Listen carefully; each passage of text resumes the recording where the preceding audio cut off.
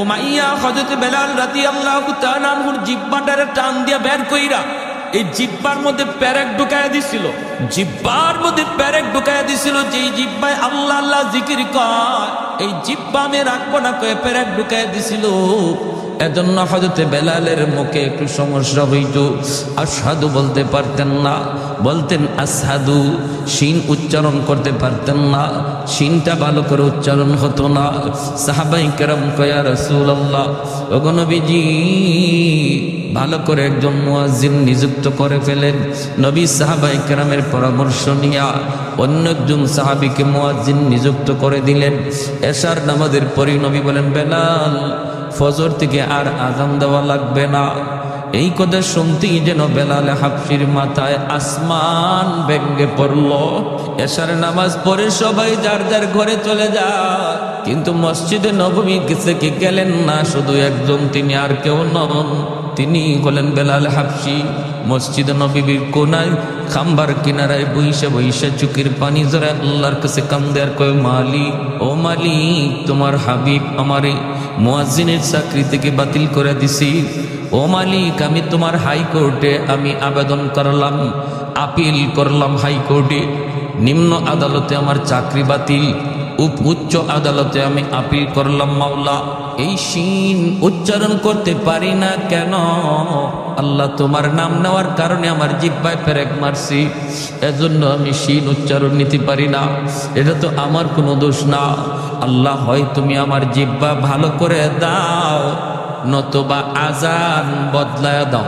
আল্লাহু আকবার। হয় মালিক আমার জিহ্বা তুমি ভালো করে দাও, নতুবা আমি যেভাবে বলি এইভাবে আজান বানায় দাও। আল্লাহু আকবার, আল্লাহু আকবার। কত বড় আবদার আল্লাহর দরবারে। আল্লাহ পাক রব্বুল আলামিন তার হাবিবকে জানিয়ে দিয়েছেন, বন্ধু আজানও বদলিবে না, আমার বেলালের জিহ্বা যেভাবে আছে এইভাবেই থাকবে, জিহ্বাও ভালো হবে না। আমি আল্লাহর নাম নেওয়ার কারণে জিহ্বা যে ক্ষত, এই ক্ষত আমি আল্লাহ বেলালের হাসরের মাঠে দেখতে চাই। হাসরের মাঠে বেলাল আমাকে ওই জিহ্বা দেখাবে, যেমন অবস্থায় আছে অবস্থায় থাকবে, আজানও বদলিবে না। ভাইরা বন্ধুরা, ফজরের আজান দিলেন অন্য একজন মুয়াজ্জিন। আজান তো হয়ে গেল, নামাজের টাইম হয়ে গেল। আমার নবী, মায়ের নবী, তিনি বের হয়েছেন হুজরা থেকে নামাজ পড়াবেন মসজিদে নববীতে। সাহাবায়ে কেরাম সবাই অপেক্ষায়, মায়ের নবী হুজরা থেকে বের হয়েছেন নামাজ পড়াবেন, কিন্তু সূর্য তো ওঠে না, রাত তো পোহায় না। ফজরের নামাজটা পড়তে হয়, একটু রাত যখন শেষ হয়ে যায়, সুবে সাদিকের পরে ফজর যখন শুরু হয়, একটু আকাশটা ফর্সা হওয়া শুরু করে, তখন সুন্নাম ফজরের নামাজ পড়া সুন্নাত।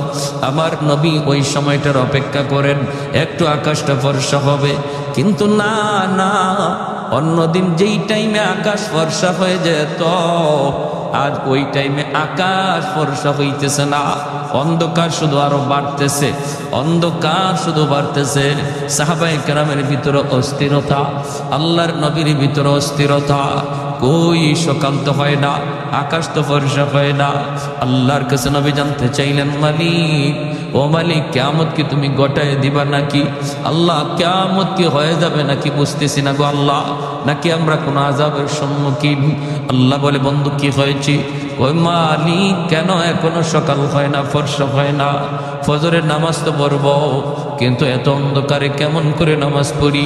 আল্লাহ, ফজরে আজান বুঝি হয়, এখনো বুঝি ফজরের টাইম হয় নাই, ফর্সা হয় নাই। জিব্রাইল আমিন দ্রুত নেমে এসে মায়ার নবীকে জানায় দিলেন, নবী গো, কেমন করে সকাল হবে গো নবী? মদিনার মসজিদে ফজরের আজান তো এখনো হয় নাই।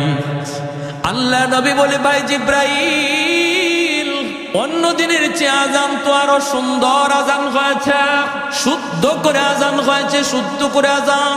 জিব্রাইল আমিন কই, নবী গো জানি না, তবে অন্য দিনের আজান আমরা আসমানের ফেরেশতারাও শুনতে পাইতাম, শুধু আমরা না, আরশের মালিক আরশে বইসা শুনতেন।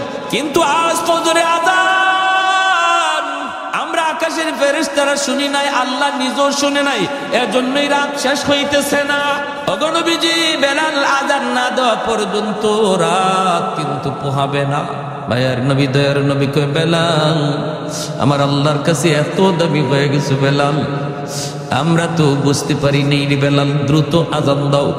বেলাল আজান দিলেন, রাত পোহালো, দিনের আভাস দেখা গেল। জোরে করুন সুবহানাল্লাহ। রমজান শরীফ, মায়ার নবী সেহরি খাইতেছেন। রমজানে সেহরি খাওয়া কি সুন্নত, ঠিক না? সেহরি খাওয়া সুন্নত। একটা খেজুর হইলেও একটু সেহরি খাবেন, সুন্নত আদায় হবে। তবে যদি কেউ সেহরি না খায় রোজা হবে না তা না। সেহরি যদি কেউ ঘুমের তালে খাইতে না পারে রোজা হবে। উনি যদি রোজা রাখতে চায় রোজা রাখতে হবে, রোজা রাখতে চায় না রোজা রাখতে হবে। সেহরি না খাইলেও রোজা রাখতে হবে, তবে সেহরি খাওয়াটা সুন্নত, বহুত বড় সুন্নত। এই সেহরির টাইমটা উম্মতে মুহাম্মদের জন্য আল্লাহ পাক স্পেশাল একটা সুযোগ দিয়েছেন, যেটা আগের উম্মতের ছিল না, এমনকি ইসলামের শুরুতে ছিল না। মায়ার নবীর কাছে যখন রমজানের বিধান নাজিল হয়েছে তখন রোজার সিস্টেম ছিল অন্যরকম। সিস্টেমটা কেমন ছিল? সিস্টেম ছিল সকাল থেকে নিয়ে সন্ধ্যা পর্যন্ত রোজা রাখবে, এরপরে ইফতার করার পরে যদি কেউ ঘুমায়া পড়ে তাহলে আর খাওয়ার সুযোগ নেই। ঘুম থেকে উঠিয়া রাত যদি থাকেও রাতে আর খাওয়ার সুযোগ নেই। ঘুমায় গেলেই তার ঘুম থেকে রোজা শুরু। এখন রাত 12টার সময় সে ঘুমাক, রাত 12টা থেকে তার রোজা শুরু হয়ে গেছে। একদম পরের দিন সেই ইফতার পর্যন্ত, মাগরিব পর্যন্ত রোজা রাখতে হবে। এটা ছিল ইসলামের প্রথম জমানার রোজার বিধান। এতে করে নবীর একজন সাহাবী হযরত কায়েস রাদিয়াল্লাহু তাআলা আনহু, পবিত্র কোরআনের সূরাতুল বাকারার মধ্যে আল্লাহ পাক এই আয়াত নাজিল করছেন নবীর এই সাহাবীর ব্যাপারে। হযরত কায়েস রাদিয়াল্লাহু তাআলা আনহু ইনি একজন দিনমজুর ছিলেন, একজন কৃষক ছিলেন। সারা দিন জমিতে সে মরুভূমিতে কামকাজ করেন, রোজা রাখা কামকাজ করছেন। ইফতারের সময় আসছেন, আয়েশা তিনি বিবিরে বলতেছেন, বিবি গো সারাদিন কাম করছি, খুব ক্লান্ত, কিছু আছে ইফতারি কিছু আছে? ইনি বলে আমি আপনার কাছে আনতেছি, ইফতারি রেডি নাই, রেডি করে আনতেছি, আপনি একটু ধৈর্য ধরেন। কইতেই সারাদিনের ক্লান্ত মানুষ তো একটু খালি হেলান দিছেন, আর হেলান দিতেই ঘুম চলে আসছে। বলুন তো দেখি, ঘুমাইলে পরে আর খাওয়ার সুযোগ আছে? কথাটা বুঝছেন? উনি ঘুমায় গেছেন, ক্লান্ত মানুষ তো। দেখবেন রিক্সাওয়ালা মানুষ রমজান মাসে রিক্সা চালায় হঠাৎ করে একটা গাছের নিচে যখন ক্লান্ত হইয়া মাথাটাকে হাতটারে বালিশ বানাইয়া যখন খালি শোয়, নাক ডাকায় ঘুমাইতে শুরু করে, ঠিক না? ঘুমায় যায়। তো উনি ঘুমায় গেছে। বিবি সাহেব আসছে, আইসেই যখন দেখে বিবি স্বামী ঘুমায় গেছে, ওই ইন্না লিল্লাহি ওয়া ইন্না ইলাইহি রাজিউন, তখন উনি ঘুম থেকে লাফ দিয়ে উঠছে। দুজন হাত পা সেইরা একদম অসহায় হয়ে দাঁড়ায় রয়েছে। বিবি সাহেব কাঁদতেছে, স্বামী গো এখন তুমি কেমনে রোজা রাখবা? রোজা তো রাখবাই, তুই রোজা রাখতে গেলে এখন অবস্থাটা কি হবে? সারাদিন গেছে তুমি কিছু খাও নাই, এখন ইফতার করবা, একটু দেরি হইতে তুমি ঘুমায় গেলা, ঘুমাইছো তো এখন আর তোমার খাওয়ার সুযোগ নেই, এখন কেমনে কি করবা? এনে না খাইয়া এই রাত থেকেই রোজা রাখা শুরু হয়েছে। সারাদিন ক্ষুধার্ত তৃষ্ণার্ত, আবার সারা রাত গেল না খাওয়ায়। পরের দিনও রোজা শুরু হয়ে গেছে। পরের দিন রোজা শুরু হয়েছে, যখন দুপুর হয়ে গেছে তখনই উনি ওনার মাঠেই যেখানে কাজ করতেছে বেহুশ হয়ে পড়ে গেছে। বিবি সাহেব আল্লাহর নবীর কাছে গিয়া বলছে, ইয়া রাসূলুল্লাহ আমার স্বামীর এই অবস্থা। আল্লাহর নবী, রহমতের নবী আল্লাহর কাছে আবদার করলেন, মালিক আমার উম্মতের জন্য বিধানটা কঠিন হয়ে গেছে, আল্লাহ একটু আসান করো। সাথে সাথে আল্লাহ পাক জিব্রাইল আমিন মারফতে কোরআনের আয়াত নাজিল করে ওই সাহাবীর দিকে লক্ষ্য করে আল্লাহ জানাই দিলেন, বন্ধু আজ থেকে তোমার উম্মতের বিধান আমি আসান করে দিলাম। ঘুমাইলে আর রোজা শুরু হয়ে যাবে এমন না, সারা রাত সেহরি পর্যন্ত সে খাইতে পারবে। এখন ঘুমাক আর উঠো, খাওয়ার টাইম সারা রাত। তাহলে নবীজির সাহাবীরাও উম্মতের জন্য রহমত, ঠিক না? একজন সাহাবীর কারণে আমরা রোজার বিধানটা আসান পাইছি, আর নাইলে কিন্তু আমাদেরও এইরকমই হইতো। খালি একটু ঘুমাইবেন, শেষ, আর খাওয়ার সুযোগ নেই, রোজা শুরু হয়ে যেত। এই সাহাবীর ঘটনার পরে রোজার বিধানটারে আল্লাহ আমাদের জন্য সহজ করে বললেন, সকাল থেকে নিয়ে মাগরিব পর্যন্ত, ইফতার পর্যন্ত তোমরা রোজা রাখবা, খাইবা না, পানি পান করবা না। আর ইফতারের পর থেকে নিয়ে সেহরি পর্যন্ত সারা রাত তোমরা যখন মন চায় যা খাও, তোমাদের জন্য সেই সুযোগ করে দেওয়া হয়েছে। আল্লাহ নবী সেহরি খাইতে বসছেন, বেলাল হাবশি আজান দিবেন, ফজরে আজান। মুয়াজ্জিন সাহেবরা আজান দেওয়ার আগে ইমাম সাহেবের একটু খবর নেয়। তো বেলাল হাবশি রাদিয়াল্লাহু তাআলা আনহু তিনিও ফজরে আজান দিয়ে দিবেন, সেহরির টাইম শেষ হয়ে গেল। তিনি তো চিন্তা করতেছেন, আমার নবী এখনো কি তিনি খানা খান নাকি খানা থেকে সেরে ফেলছেন, একটু যে দেখে আসি। বেলাল চলে আসলেন আল্লাহর নবীর কামরায়, আইসা দেখেন মায়ার নবী এখনো খানা খাইতেছেন, আর নবীর সাথে আর একজন অপরিচিত মানুষ খানা খাইতেছে। আল্লাহর নবীকে খানা খাওয়া দেখেই বেলাল ডাক দিয়া বলতেছে, নবী গো সেহরির টাইম শেষ হয়ে গেছে গো নবী, আর খানা খাইয়েন না। আল্লাহর নবী দেইখা বলতেছেন, বেলাল কি কইছ? বলে, নবী গো সেহরির টাইম শেষ। ঠিক আছে, বেলাল চলে গেছেন। বেলাল মনে মনে ভাবছেন, তাহলে তো নবী এখন খানা শেষ করে ফেলবেন। বেলাল চলে গেছেন। চলে যাওয়ার পর একটু পরে আজান দিবেন, আসছেন কই দেখি কে নবী এখনো খানা খায়া শেষ করছেননি। আয়া দেখেন নবী এখনো তিনি খানা খাইতেছেন। বেলাল ডাক দিয়া বলে, ইয়া রাসূলুল্লাহ, সেহরির টাইম শেষ, খানা খায়েন না। নবী কয় ঠিক আছে। বেলাল আবার চলে গেলেন। যাইয়া একটু পরে আজান দেওয়ার আগেই ভাবতেছেন যে দেখি দেখি এখনো নবী খানা খায়া শেষ করছেননি। আইসা দেখেন মায়ার নবী এখনো খানা খাইতেছেন। এইবার হযরত বেলাল বলি, ইয়া রাসূলুল্লাহ, খোদার কসম, ওগো নবী সেহরির টাইম শেষ। যেই মাত্র বেলাল কয় খোদার কসম সেহরির টাইম শেষ, তখনই মায়ার নবী কয় কি, তাড়াতাড়ি গোসল, সেহরির টাইম শেষ। বেলাল কসম খেয়ে ফেলছে, সেহরির টাইম শেষ। নবী যা ছিল সাথে সাথে হাত থেকে ফালাই দিচ্ছেন। দুজন অপরিচিত একজন মানুষ নবীর সাথে খানা খাইতে বসছেন। সেই অপরিচিত মানুষ আর কেউ নন, তিনি হলেন জিব্রাইলে আমিন, ফেরেশতাদের সরদার জিব্রাইলে আমিন। মায়ার নবীর সাথে সেহরি খাইতেছেন। ওই অবস্থায় দুজনে খানা বন্ধ করে দিলেন। এরপরে নবী ফজরের নামাজ পড়ালেন। নামাজ পড়ে নবী মিম্বরে বসলেন। বৈশেই নবী ডাক দিলেন, বেলাল কাছে আসো। কাছে আইনে বলেন, বেলাল, প্রথমবার যখন তুমি বলছো নবী গো সেহরির টাইম শেষ, কিন্তু জিব্রাইল আমারে বলতেছেন নবী গো সেহরির টাইম আরো আছে, খান। সুবহানাল্লাহ কইতেন না? তুমি বলছো সেহরির টাইম শেষ, জিব্রাইল আমারে কয় না আছে টাইম, খান। দ্বিতীয়বার যখন তুমি বলছো সেহরির টাইম শেষ, তখনও জিব্রাইল বলেন না গো নবী আরো আছে, খান।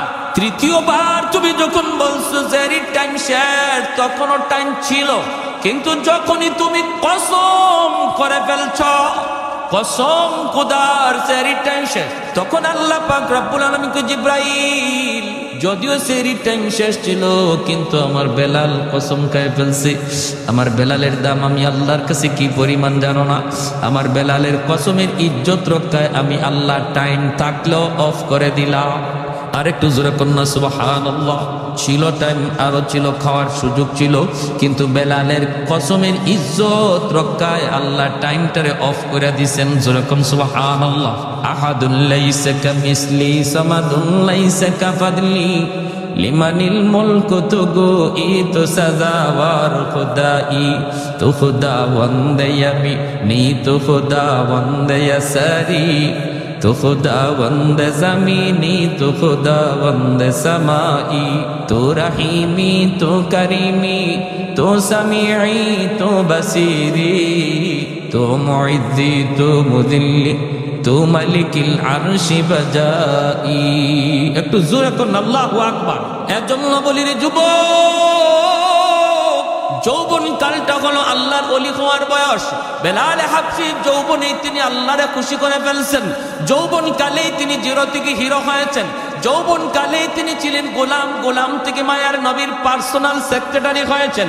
যৌবন কালেই বেলাল মসজিদে নববীর মুয়াজ্জিন হয়েছেন। আল্লাহু আকবার জোরে কর। তোমার যৌবন কালটা হলো আল্লাহকে খুশি করার বয়স। কারণ যৌবনে যখন যুবক আল্লাহর গোলামি করে, যৌবনকালী যুবককে যখন মসজিদে পাওয়া যায়, একজন যুবককে যৌবনে যখন রোজা রাখতে দেখা যায়, যৌবনকালে যখন বাপ মার সেবা করতে পাওয়া যায়, যৌবনকালে যখন মুরব্বীদের শ্রদ্ধা করতে দেখা যায়, যৌবনকালে যখন আল্লাহর ভয় অন্তরে পাওয়া যায়, গান বাজনার আয়োজন করে না, করে তো করে ওয়াজ মাহফিলের আয়োজন করে, ওই যুবক যৌবনে ওলির খাতায় নাম উঠায় নেয়। লা ওয়ারাকাল কাফি। মায়ের নবী বলেন, যার গুনাহ করার সুযোগ ছিল, সামর্থ্য ছিল, এরপর আল্লাহর ভয়ে যে যুবক গুনাহ করে না, সুযোগ ছিল রাতের অন্ধকারে জিনা ব্যভিচার করার, সুযোগ ছিল দরজা বন্ধ কইরা খানা খাইয়া মানুষের সামনে রোজাদার সাজার, সুযোগ ছিল দরজা বন্ধ করে পানি পান কইরা মানুষের সামনে রোজাদার সাজার, এরপরও যেই যুবক যৌবনে আল্লাহরে ডরাইয়া মানুষের চোখে ফাঁকি দিলেও আল্লাহর চোখে ফাঁকি দেওয়া যায় না, এই বিশ্বাস অন্তরে নিয়ে যে যুবক সর্বদা আল্লাহর ভয় অন্তরে রেখে চলছি। মায়ার নবী দয়ার নবী বলেন, ওই যুবকের কলিজার দিকে তাকাইয়া আল্লাহ পাক আসমান জমিন এখনো টিকায়া রাখছি, নতুবা জমিন প্রতিনিয়ত আল্লাহর কাছে আবদার করে, মালিক আর কত আমি গুনাহগারের পায়ের আওয়াজ শুনবো, আর কত আমি সুদখোরের 5তলা বিল্ডিং এর লোড নিব, আর কত আমি ঘুষখোরের 10তলা বিল্ডিং এর লোড নিব। আলা কুল্লা ইয়াউমিন ওয়াল আরদু ইস্তাজিলু রাব্বাহু আবতালিউ ইবনা আদম ফি কারি। মালিক অনুমতি দাও, অনুমতি দাও, এই ফরিদপুরের গুনাহগারগুলির আমি জমিনের ভিতরে গিলে ফেলি, আমি সুদখোরের 5তলা বিল্ডিংটা গিলে ফেলি।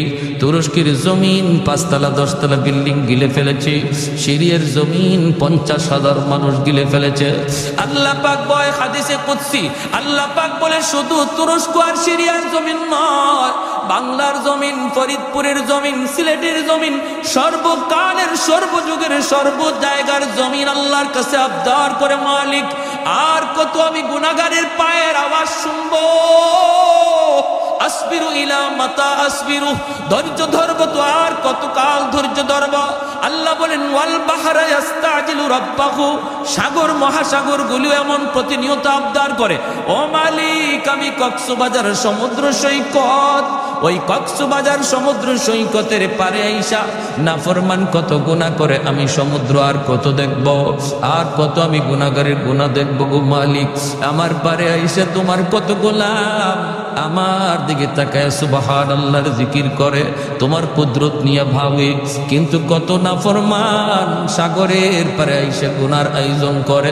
ও মালিক এই গুনাহগারগুলি জমিনরে নাপাক করে ফেলেছে, আমাকে অনুমতি দাও, আমি পানি নাপাক জমিন পাক বানায় দিই।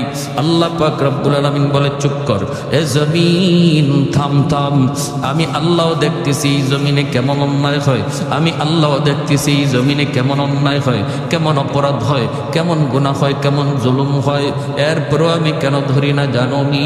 কারণ এই মানুষকে আমি আল্লাহ বড় আদর করে বানাইছি, এই মানুষকে আমি আল্লাহ বড় আদর করে বানাইছি। আসমান আল্লাহ বানাইছেন কুন ফায়াকুন বইলা, জমিন আল্লাহ বানাইছেন কুন ফায়াকুন বইলা, ফেরেশতা আল্লাহ বানাইছেন কুন ফায়াকুন বইলা, কিন্তু আমারে আপনারে আল্লাহ পাক কুন ফায়াকুন বইলা বানায় নাই। আমারে আপনারে যখন আল্লাহ বানাইছে, আল্লাহ বলে খলাকতু বিয়াদাইয়া, আমি আল্লাহ আমার নিজের হাত দিয়া বান্দা বান্দিরে বানাইছি।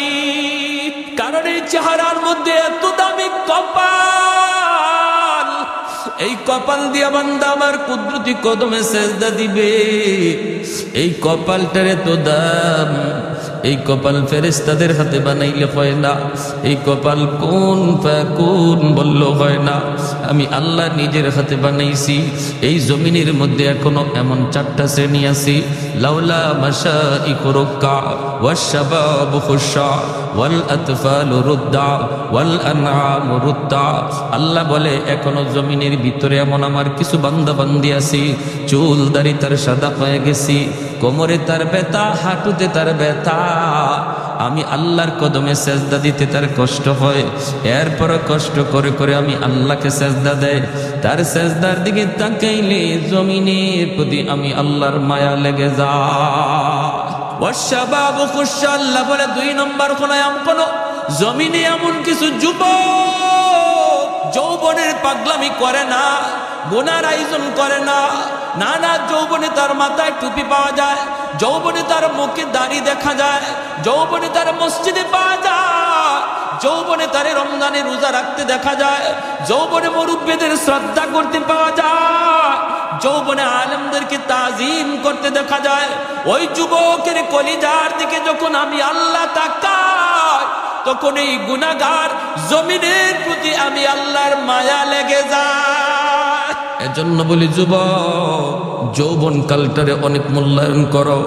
যত আল্লাহর ওলি হইছেন এই জমিনে সবাই ওলি হইছেন যৌবন কালে, যৌবন কালেই সবাই ওলির খাতায় নাম লেখাইছেন। অতএব নিয়ত করো রমজানের রোজা একটাও ছাড়বো না, তারাবির নামাজ আমি ছাড়বো না, রমজানে আমার আল্লাহ নারাজ হয় এমন কোনো কাম করবো না। যখনই তুমি এমন নিয়ত করবা সাথে সাথে আল্লাহ পাক রব্বুল আলামিন তোমার উপর খুশি হয়ে যাবে। আর মুরব্বীদের সাথে বেয়াদবি করবা না, কারণ সাদা দাড়ি সাদা চুল মুরব্বী আল্লাহর কাছে বড় দামি, বড় দামি। মুরব্বী বাবাজি যখন আল্লাহর কাছে হাত উঠায় আল্লাহ বলে তখন আমার লজ্জা লাগে, লজ্জা।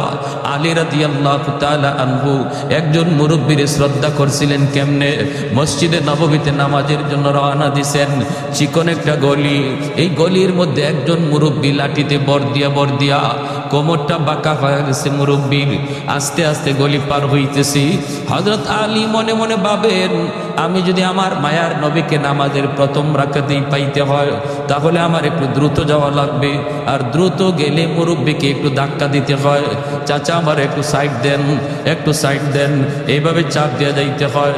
হযরত আলী কয় না, মুরব্বী হওয়ার কারণে আমার আল্লাহর কাছে বড় দামি, আল্লাহ যারে সম্মান দেয় আমিও তারে সম্মান দিব, লাগলে আমার এক রাকাত নামাজ ছুটে যাবে। মায়ার নবী মসজিদে নববীতে নামাজে দাঁড়ায় গেছেন, আল্লাহ নবী রুকুতে চলে গেছেন, আলী তো ওই মুরব্বীর পিছনে পিছনে আস্তে আস্তে আসতেছেন।